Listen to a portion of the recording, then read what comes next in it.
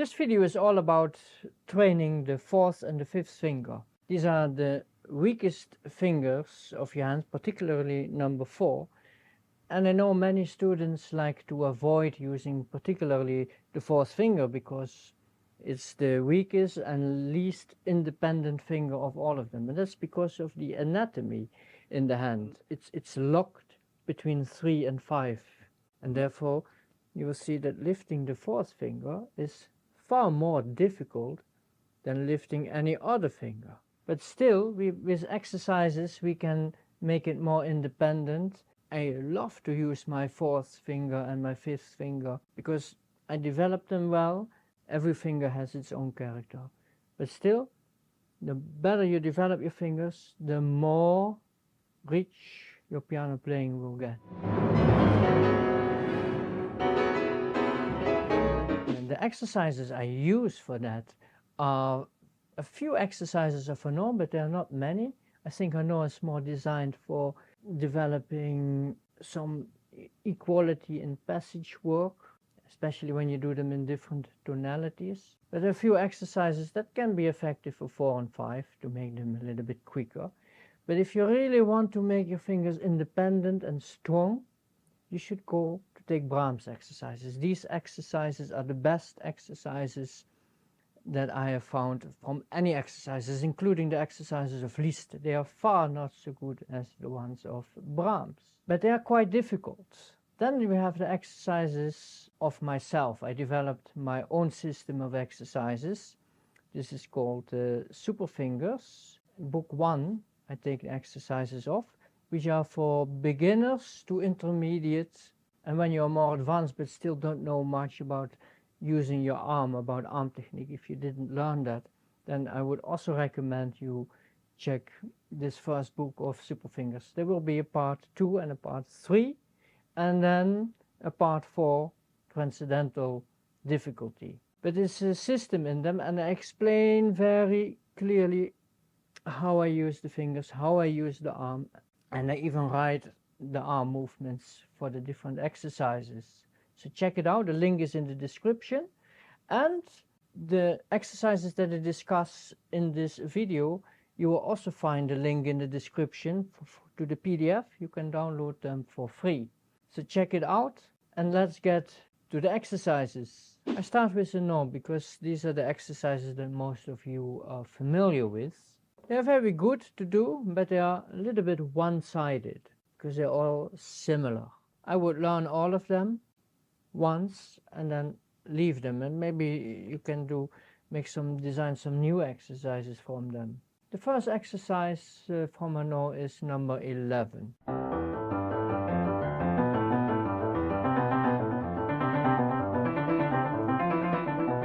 See, and what makes it for 4 or 5 is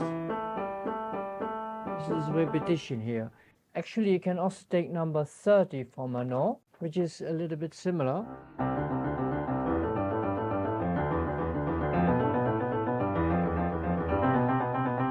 That's number 30. I don't say that these exercises are exclusively for the 4 and the 5, but from the exercises of Hainaut, these are the most effective. Also number 12 you can do.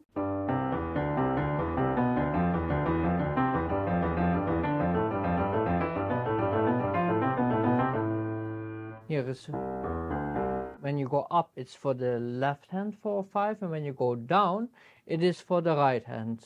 And you can do them in different tonalities, of course. Then we go to number 16.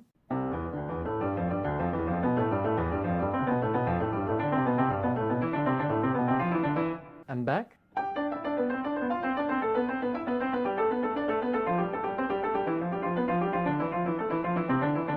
Then we have number 17, which I like the most of all of them because of the stretching here.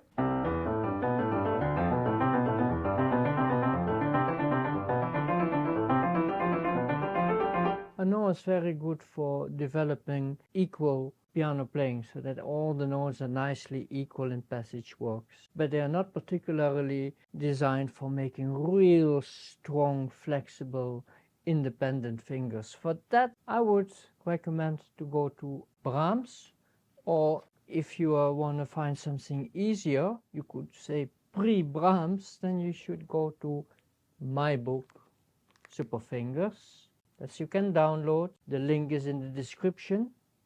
So second, let's go to Brahms. There we get to some more interesting exercises. First we go to number 13.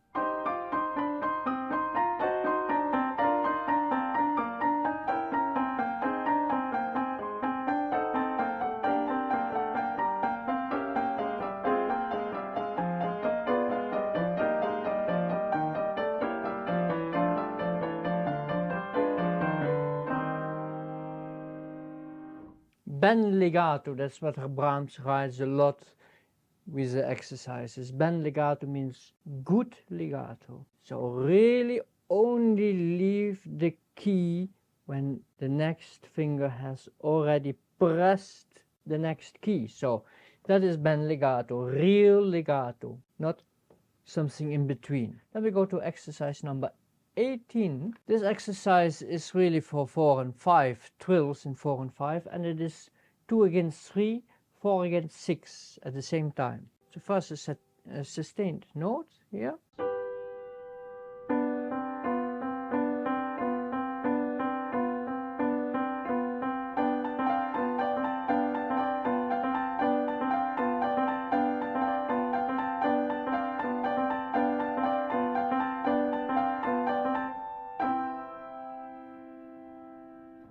That's A, and B is the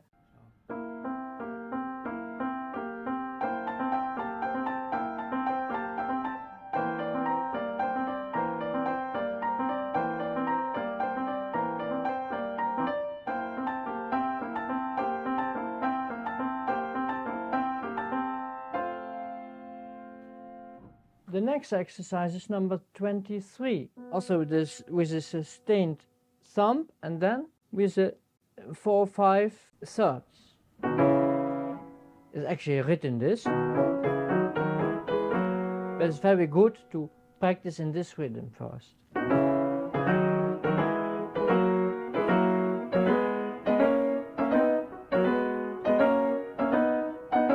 There's a little bit pressure and release, pressure and release.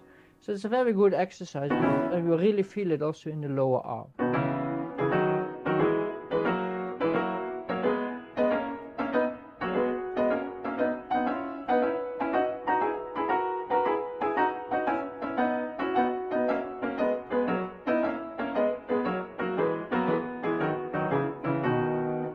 Then we have 22, so the thumb stays.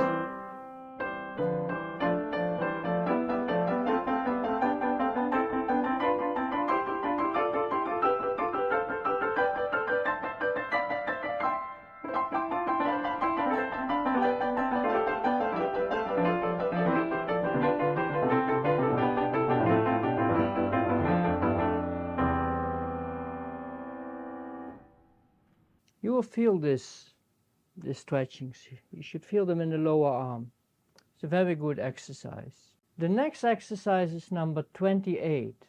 It's chromatic scales with 4/5 with a sustained thumb in opposite directions.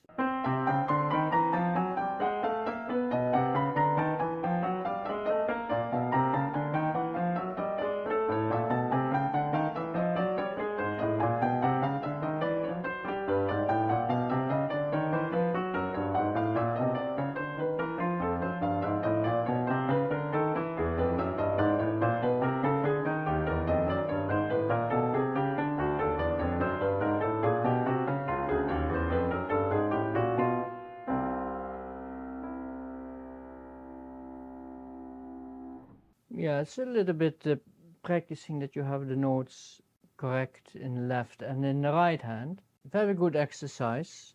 Really makes strong your 4 and 5. Then we have the next one, number 30, is really a trill exercise for 4/5 again. And then a legato 3/2/1. So really for finger independence.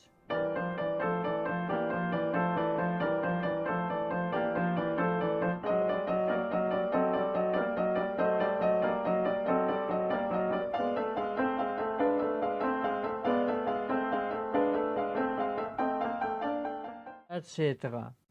Very good exercise. You will feel that in your muscles here, in your hand too, the tiny muscles. But you should always feel most here. Here you should develop your muscles.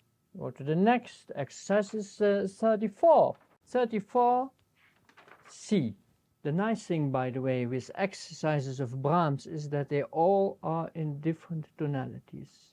The tonality in which you have to learn that exercise really helps to have even more effect of the exercise. This exercise is in B major.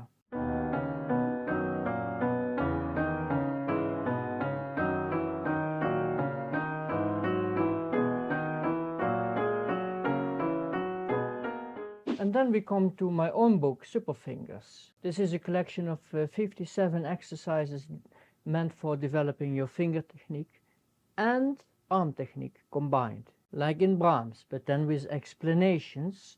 And they start from starters and intermediate players. And even if you're advanced and you never learned anything about arm movements, I would suggest you learn from this book. There will also be a course, a video course of it. Check the link in the description, then you can check it out. By the way, don't forget to download also the PDF from the exercises that I tweet in this video. There's a PDF link in the description. You can download them for free. Number 16.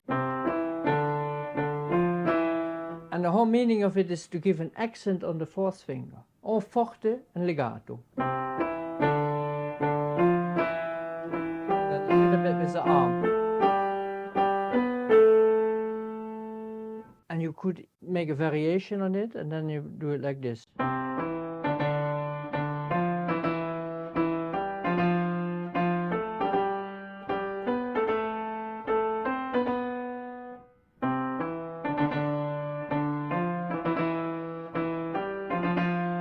Etc. Simple exercise, but effective, especially developed for the fourth finger. Then we have number 20, which is when we go up, it's for the right hand 4-5, and when we go down, it's for the left hand 4-5. Or legato.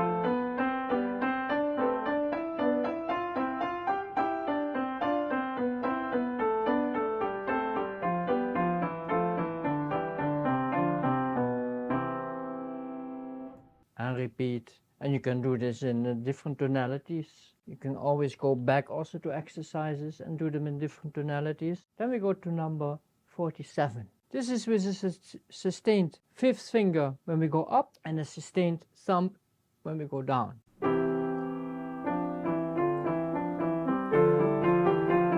See, and this is very good for the fourth finger.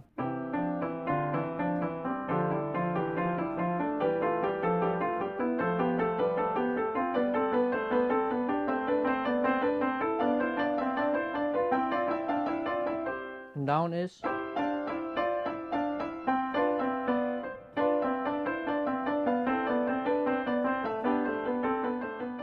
And then we have number 48, that's the right after it, it's with the fourth finger sustained.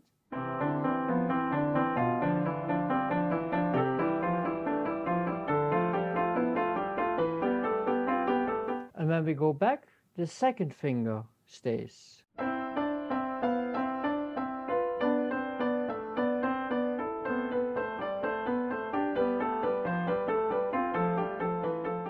Then we go to number 52.